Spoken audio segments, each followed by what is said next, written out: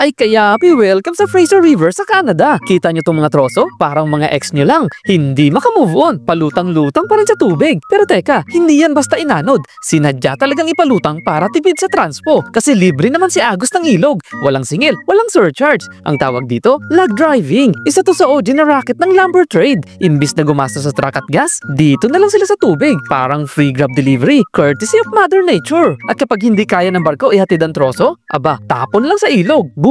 Instant express shipping. COD pa. Cash on drift. Pero hindi biro to mga kayapi. May tugboats na parang traffic enforcers ng kahoy. At mga workers na may mahabang pike poles. Parang sila yung nagbabantay sa fiesta parade ng mga troso. Kaya isipin mo, lakas ng loob at balance skills ang kailangan dito. Isang mali lang, baka malunod ka sa dami ng troso. Literal na log-in ka sa ilalim. Kung ikaw, kaya mo ba ganitong trabaho o mas okay ka na lang maging cheerleader sa tabi? Comment yes kung natuwa ka at follow mo ako para sa susunod na kwentong malupit.